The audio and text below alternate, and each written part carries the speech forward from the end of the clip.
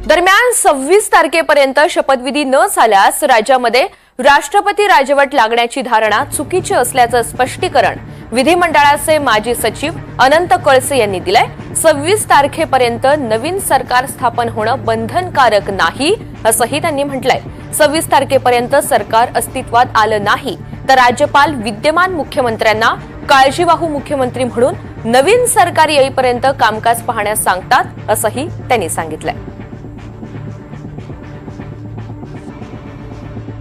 15वी विधानसभा अस्तित्वात आली की लगेचच सत्ता स्थापनेची प्रक्रिया आता सुरूही झालेली आहे।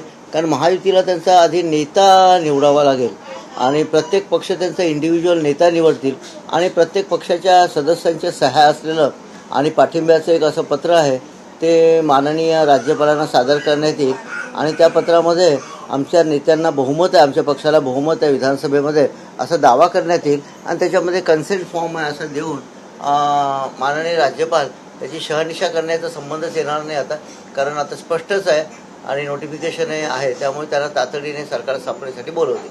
समजा ही प्रक्रिया 1-2 दिवस लांबली तर माननीय राज्यपाल त्यांना काळजीवाहू मुख्यमंत्री राहण्यासाठी माननीय शिंदे साहेबांना सांगतील।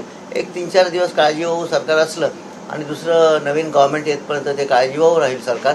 फक्त काळजीवाहू सरकारला पॉलिसी डिसिजन घेता येत नाही, डे टू डे ॲडमिनिस्ट्रेशन करता येतं, एवढाच फरक आहे, दुसरं काही नाही आणि ही प्रक्रिया लवकरच होईल असं मला वाटतं।